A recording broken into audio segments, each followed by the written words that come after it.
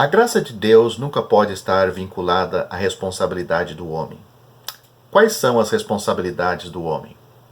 Por exemplo, suponha que eu dê a uma pessoa US$ 10.000 para enviar a determinado lugar, mas, por temer que ele perca o dinheiro, eu o encarrego dizendo: você é responsável por esse dinheiro. O que quero dizer? Quero dizer que se ele perder o dinheiro, terá de devolvê-lo. Este é o significado de responsabilidade. Delitos são questões do passado. Realizações também são questões do passado.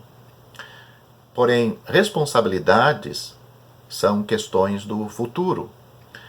Se Deus vai dar-nos graça, ela não pode estar ligada à responsabilidade. Quando peço a uma pessoa para levar US$ 10.000 ao banco, aquele dinheiro não é dele. Assim, eu lhe digo que ele é responsável pelo dinheiro. Contudo, se esse dinheiro é um presente gratuito para ele, será que posso dizer: você é responsável por ele? Certamente que não. Uma vez que tenha dado o dinheiro a ele, o dinheiro é dele. O que ele fizer com o dinheiro é problema dele, mesmo que o atire num rio ou numa lata de lixo. Alguns dizem que antes da salvação não tínhamos boas obras e éramos incapazes de salvar a nós mesmos. Não havia outra maneira de ser salvo, exceto até a graça de Deus salvar-nos. Mas agora que somos salvos, eles dizem que deveríamos fazer boas obras, pois se não as fizermos, estaremos novamente condenados a perecer. Muitos têm o conceito de que a salvação é proveniente da graça, mas manter esta salvação é proveniente do mérito e labor que fizermos. A isso é que chamo de responsabilidade. Muitos acham que se nos conduzirmos adequadamente após sermos salvos, nossa salvação será preservada, e se não nos conduzirmos adequadamente, Deus tomará de volta sua salvação. Se a salvação pode ser tomada de volta, ainda é graça? Se é graça, não existe a questão de mérito passado, obra presente ou responsabilidade futura. Se introduzimos a responsabilidade futura, então, novamente, não é mais graça. Certa vez, uma pessoa veio dizer-me que não cria que, uma vez que uma pessoa fosse salva, ela estava salva para sempre. Eu perguntei-lhe por que pensava assim. Ele disse que acreditava que o homem é salvo pela graça, mas se o homem não se portar adequadamente após a salvação, perecerá. Então, isso é graça? Perguntei. A seguir-lhe, dei-lhe uma ilustração. Suponha que vamos a uma livraria juntos, e cada um de nós escolhe o mesmo livro para comprar. Quando vou perguntar ao vendedor o preço, ele diz que custa R$ 15. Você lhe paga e leva o livro para casa. Mas, ao vasculhar meus bolsos, percebo que não tenho nenhum dinheiro. Eu também quero o mesmo livro. Então digo ao vendedor que não trouxe o dinheiro comigo e pergunto se posso levar o livro agora e mandar o dinheiro mais tarde. Ele diz que posso fazê-lo, porque nos conhecemos bem. Assim, eu também levo o mesmo livro para casa. Você pagou em dinheiro, à vista, mas eu adiei o pagamento. Deixe-me perguntar-lhe, a transação em dinheiro foi graça? Certamente não, pois o livro foi pago com R$ 15. Ser salvo por meio de obras é como uma transação a dinheiro, à vista.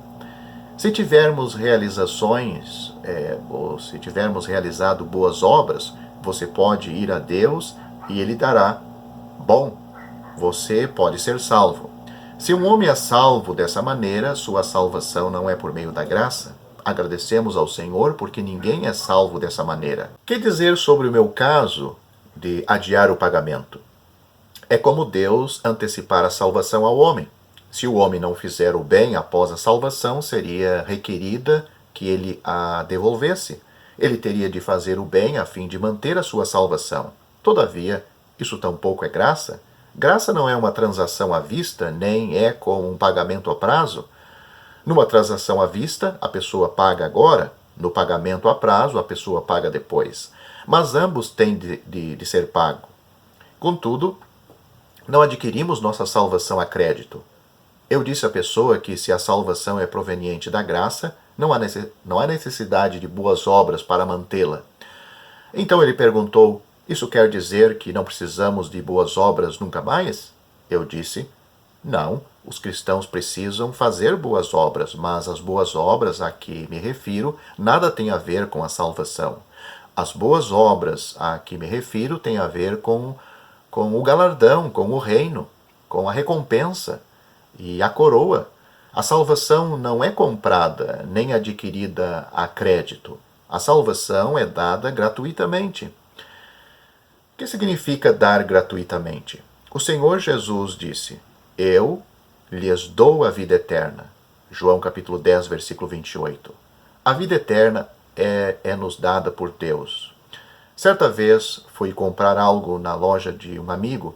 Ele e eu nos conhecíamos muito bem, por isso ele não queria me cobrar. Ele disse-me que daria o artigo que eu quisesse. Não consegui convencê-lo a pagar o dinheiro. Contudo, ele insistia que eu levasse o artigo. Da mesma forma, Deus diz que nos dará a vida eterna. Ele não disse isso apenas para voltar e mudar de ideia. Ele não disse que ela seria nossa se fizéssemos o bem e que ele a tomaria de volta se não fizéssemos o bem. Não quero dizer que os cristãos não devem ter boas obras, não concordo com o viver relaxado, mas isto nada tem a ver com minha salvação.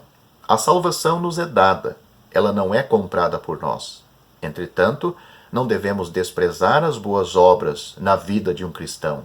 As boas obras estão relacionadas com a recompensa do reino, a coroa ou a perda, mas elas nada têm a ver com a salvação. Se a salvação é de graça, a questão do futuro não é levada em conta. Romanos capítulo 6, versículo 23 diz, porque o salário do pecado é a morte, mas o dom gratuito de Deus é a vida eterna em Cristo Jesus nosso Senhor. Que é um dom gratuito? Um dom gratuito é um presente.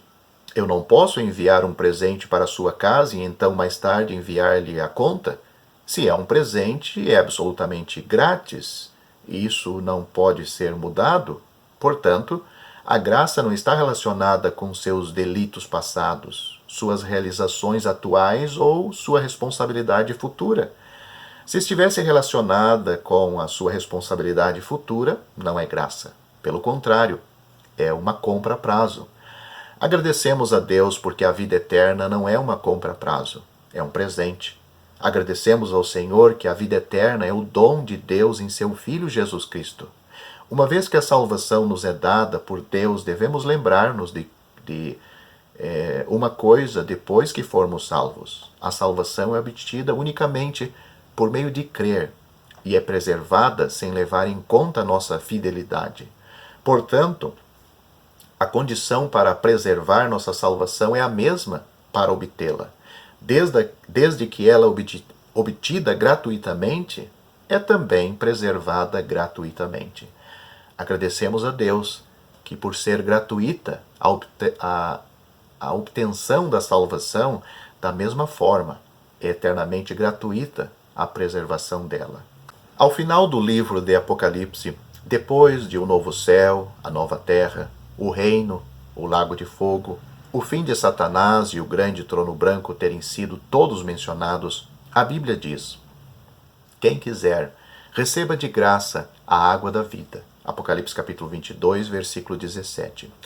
Agradecemos ao Senhor porque Ele colocou de propósito o beber gratuito da água da vida no final do capítulo 22. Após termos visto o lago de fogo, a segunda morte, o fim de Satanás, o reino, o novo céu e a nova terra, podemos sentir temor de que Deus endureça seu coração novamente, mas depois de todas essas coisas, Deus propositalmente declarou que a água da vida é gratuita. Não há preço para ela. Agradecemos ao Senhor porque temos a graça por meio de Jesus Cristo. E essa graça é gratuita. Ela não está relacionada com a nossa responsabilidade, porque pela graça sois salvos por meio da fé. E isto não vem de vós, é dom de Deus. Não vem das obras para que ninguém se glorie, porque somos feitura sua, criados em Cristo Jesus para as boas obras, as quais Deus preparou para que andássemos nelas. Efésios capítulo 2, versículos 8 a 10. Se você gostou deste vídeo, deixe seu joinha, isso nos ajudará a divulgá-lo. Também não se esqueça de inscrever-se em nosso canal. Ative o sininho das notificações para que você receba os novos vídeos. Deixe seus comentários. Obrigado por assistir este vídeo.